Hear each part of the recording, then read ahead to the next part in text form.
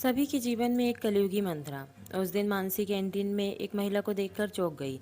चेहरा बहुत ज़्यादा पहचाना लग रहा था। शायद यही हाल उस अजनबी महिला का भी था। अचानक से मानसी को याद आया और वह उसके पास जाकर बोली, हाय, क्या आपका नाम शीतल है? वह महिला उसे देखते हुए बोली, और तुम मानसी ना? वे दोनों बचपन की सहेली थी। शीतल मानसी को देखते हुए बोली, पर तू यहाँ इस ऑफिस में? तेरे तो बहुत बड़े बड़े ख्वाब थे ना, तू तो आईएएस बनने का सोचती थी। मानसी थोड़ा सकुचाकर बोली, हाँ, सपनों में और हकीकत में अंतर होता है। पिताजी को बेटियों के हाथ पीले करने की जल्दी थी तो उन्होंने मेरी पढ़ाई को महत्व नहीं दिया, और शुक्रगुजार हूँ मैं अपनी सासू माँ का, जिन्होंने शादी के बाद पढ़ने और नौकरी करने की अनुमति दी। अरे अनुमति क्या देना, कमा रही हो तो उनके घर को भी तो भर रही हो ना, कौन सा खुद के वश में रख लेती हो? शीतल वालों को पीछे झटकते हुए बोली, नहीं नहीं, मेरी सासू माँ ऐसी नहीं है, वे मेरी कमाई का एक पैसा भी नहीं लेती। अच्छा चल, अब तू यहीं पर नौकरी कर रही है तो किसी दिन मिलकर बैठते हैं और बहुत सारी बातें करते हैं। ऐसा कह मानसी उस कैंटीन में से अपने डिपार्टमेंट में वापस आ गई। 2-3 दिन बाद एक दिन लंच टाइम में शीतल मानसी को ढूंढती हुई उसके डिपार्टमेंट में आ गई और बोली, चल ना, कैंटीन में जाकर खाना खाते हैं। शीतल को देखकर मानसी खुश हो गई।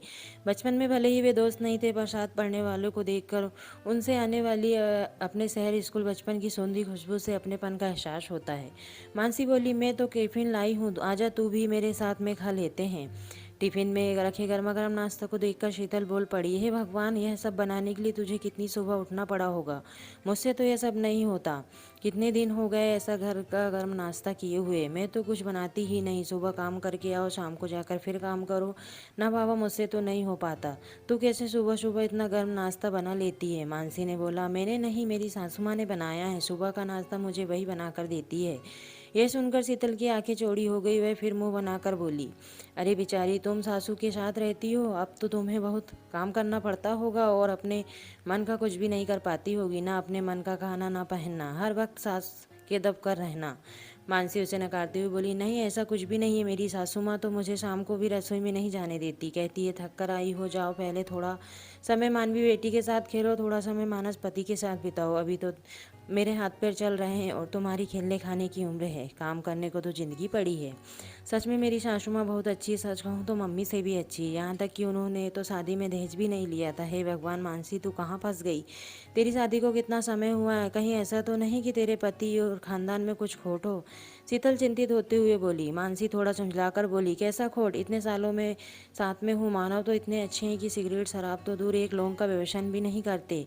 मालूम है, मेरे ससुराल में कोई भी मांस नहीं खाता। मम्मी पापा ने भी शादी से पहले जब मैंने इतराज किया तो बोला, क्या हुआ, मांस खाना कौन बड़ी अच्छी बात है, तुम भी मत खाना। पर सासू माँ ने कहा, तुम्हें मांस पसंद है तो बाहर जाकर खा सकती हो, घर पर ही बनाना हो तो ऊपर वाले छत चौके में सारा इंतजाम करवा दूंगी। हाँ, तो उसे अच्छी नहीं, समझदार सास कहते हैं। उन्हें मालूम था कि मना करोगी तो शायद तुम नहीं मानोगी, ऐसे उनके एहसान के नीचे दबकर शायद खाना छोड़ दोगी। सच कह रही हूँ ना, अब तूने खाना छोड़ दिया ना? शीतल ने गंभीरता से कहा। मानसी विचार में पड़ गई। क्या ऐसा हो सकता है? मानसी के विचारों में खोया देखकर शीतल फिर बोली, तू आज भी बहुत भोली है। ससुराल में सब तेरे भोलेपन का फायदा उठाते होंगे। अच्छा बता, जीजू की सैलरी वो किसे देते हैं? मानसी सोचते हुए बोली, खुद रखते होंगे या माँ को देते होंगे, क्या पता, मैंने कभी जानने की कोशिश नहीं की। वैसे भी सारा घर माँ संभालती है और मानो घर के बड़े बेटे हैं तो उनकी भी जिम्मेदारी बनती है। मेरी भोली सखी, बहुत अच्छा हुआ मैं तुझसे मिली, तू नहीं तो सब तुझे लूट लेते। अरे पागल, इसलिए तेरी सासू माँ तुझे रसोई में नहीं जाने देती? नहीं तो सोच, ऐसी कौन सी सास होगी जो बहू के रहते हुए काम करना चाहेगी? मैंने तो शादी के 2 महीने बाद से संजय की सैलरी का हिसाब लेना शुरू कर दिया था। अरे भाई, इसमें शर्म कैसी? पति है मेरा। और कुछ 6 महीने बाद ही बोल दिया था कि मेरे घर में तुम्हारे माता पिता की कोई जगह नहीं है। मानसी आश्चर्य से शीतल को देखती हुई, तुम्हारे घर? अरे वह उनके बेटे का भी तो था। शीतल बोली, शादी के पहले तक, शादी के बाद नहीं। तो मैंने एक दिन अपने सास ससुर से बोल दिया, या तो मुझे चैन से अकेले रहने दो, नहीं तो तैयार हो जाओ जेल जाने के लिए।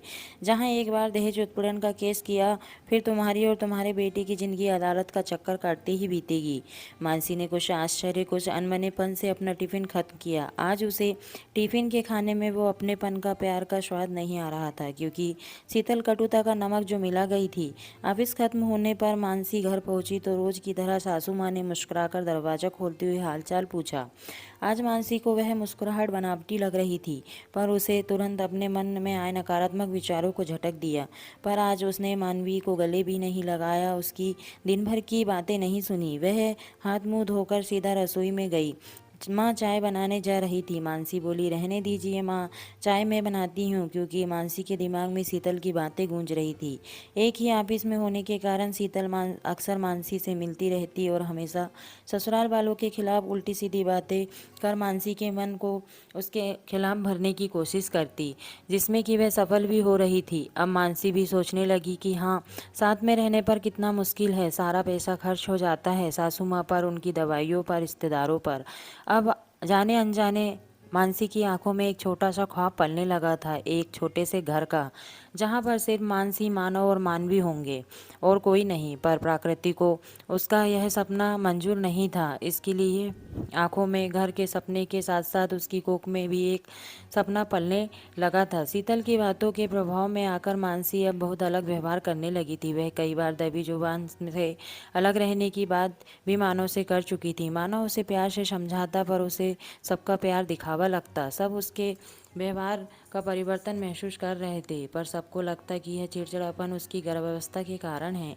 एक दिन मानव की माँ मानव से बोली, देख, उसका ऑफिस है, उसे छुट्टी नहीं मिल सकती, नहीं तो मैं उसे मन बदलने के लिए मायके भेज देती। मानव बोला, हाँ माँ, आप ठीक कह रही हो, वह बहुत चिड़चिड़ी हो गई है, मैं उसके ऑफिस में बात करूँ क्या?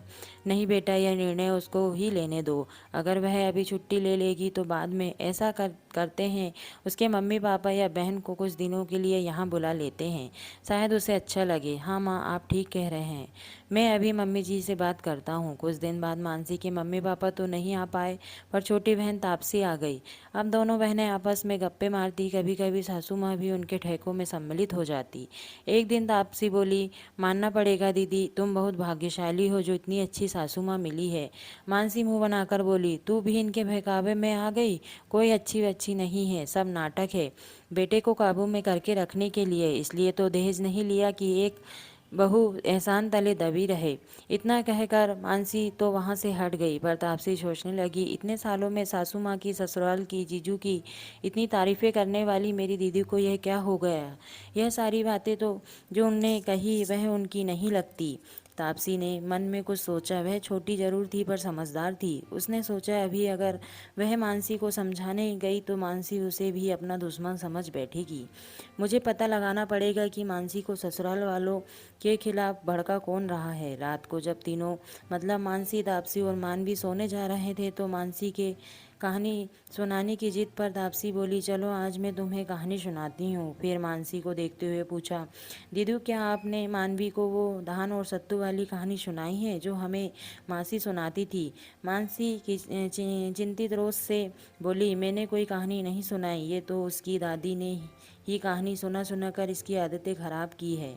तापसी बहुत कुछ कहना चाहती थी पर चुप रह गई। गर्म तवे पर पानी डालने से फायदा नहीं, पहले आग बुझानी पड़ेगी।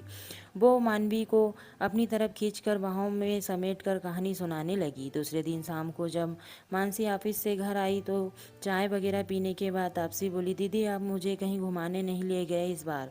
मानसी बोली, इतने सालों में तो हर बार घूमती है, अब कुछ बचा है क्या तेरे लिए? ठीक है, कल छुट्टी है, कल माल चलेंगे। क्या दीदी, माल तो वहाँ पर भी घूम लेती हूँ।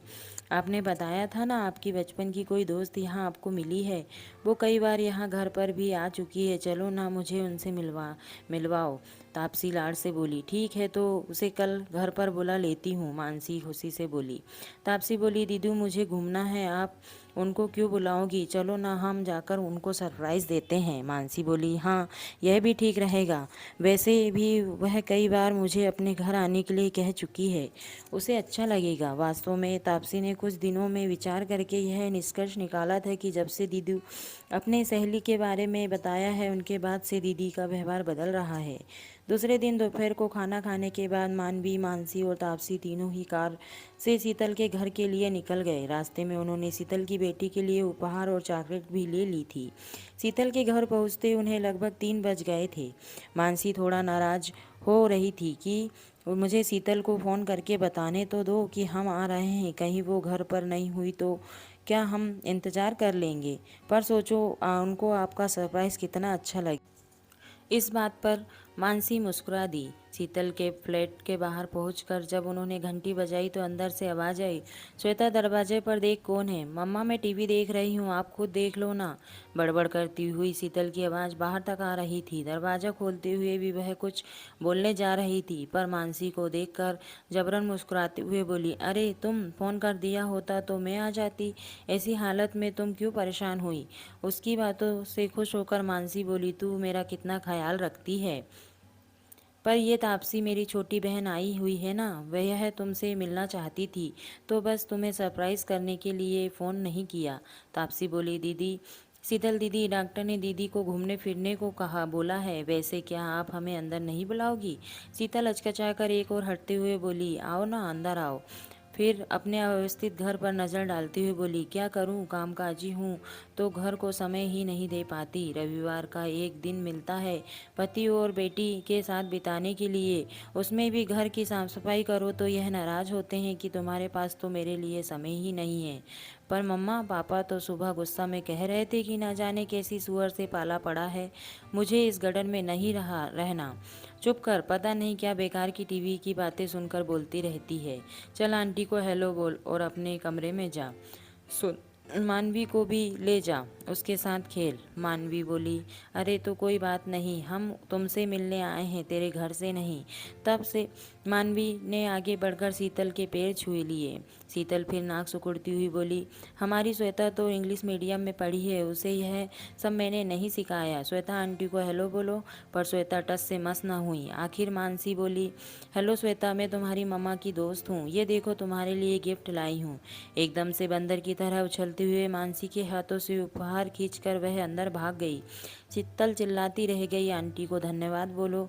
शीतल बहुत घमंड से बोली, अकेली है ना, बहुत लाड़ प्यार से पाला है, इसलिए किसी की भी बात नहीं सुनती है। थोड़ी देर बाद वह बैठने के बाद न जाने क्यों मानसी का मन उचटने लगा। वह शीतल से बहाना बना कर कि उन्हें डॉक्टर के पास जाना है रेगुलर चेकअप के लिए, वह वहाँ से बगैर कुछ चाय काफ़ी पानी के उठ गई। शीतल ने रोकने की भी कोशिश नहीं की।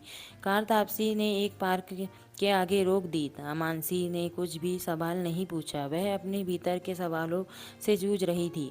मानवी तो पार्क में आकर खुश हो गई। तापसी ने ठंडे पानी की एक बोतल और 3 आइसक्रीम ली। वह दोनों वहीं पड़ी बेंच पर बैठकर खाने लगी। मानवी खाकर झूला झूलने चली गई। मानसी ने तापसी को देखते हुए बोला, तू जानबूझकर मुझे शीतल के घर ले गई ना। तापसी आइसक्रीम खाते हुए हैरानी से उसे देखती हुई बोली, हाँ तो मैं ही तो आपको जाने के लिए बोली थी, क्या हुआ, क्या आपको उनके घर आना अच्छा नहीं लगा। नहीं, मानसी फिर से रिलाते हुए बोली, शीतल ने मुझे जो तस्वीर दिखाई थी अकेले घर की मौज मस्ती की, वह तस्वीर और इस घर से बिल्कुल अलग है। दीदी, यह आपकी दोस्त नहीं, कलयुग की मंत्रा है। अभी कैसे वह रोना रो रही थी अकेले रहने का और सारा काम खुद ना कर पाने का, और कैसे आपको सिखाना शुरू कर दिया था कि संयुक्त परिवार में कितनी मुश्किलें हैं। हाँ तापसी, मैं उसके बहकावे में आ गई थी। यह मेरा घर जहाँ मेरी सासू माँ मुझे राजकुमारी का दर्जा दिए, तेरे जीजू जिन्होंने मुझे रानी बनाकर रखा, यह मेरा खुशियों से भरा हंसता खेलता परिवार, उसको मैं उसके बहकावे में आकर अपने हाथों से आग लगाने जा रही थी। मानसी रोते हुए बोली, छोटी, क्या मिल जाता उस शीतल को मेरा परिवार नष्ट करके। मंथरा को तो फिर भी लालच था कि वह राजमाता की नौकरानी कहलाएगी, पर शीतल, उसे किस बात का लालच था। मैंने तो कभी उसका बुरा नहीं चाहा। भगवान का शुक्र है कि तू आ गई, तूने मुझे उसके चंगुल से निकाल लिया।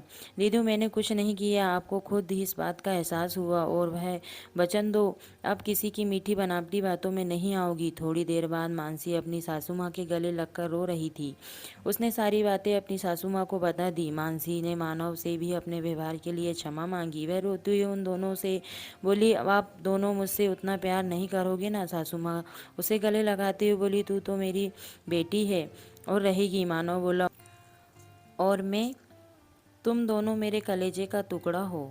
और मैं दादी, तुम तीनों मेरे कलेजे का टुकड़ा हो। और मैं? तापसी ने पूछा। तू तो परी है जिसने एक दुष्ट चुड़ैल के हाथों से मेरी खुशियों का परिवार उजड़ने से बचा लिया। आपके आसपास भी यह मंत्राएं होगी। आप भी अपने खुशियों के साम्राज्य की पहरेदारी ध्यान से करना और गुनगुनाते रहिएगा, मीठी मीठी बातों से बचना ज़रा। तो दोस्तों, ये छोटी सी कहानी आपको कैसी लगी, प्लीज़ लाइक एंड कमेंट्स करके ज़रूर बताइए। और अगर हाँ, चैनल पर आप नए हो तो चैनल को सब्सक्राइब ज़रूर कीजिए।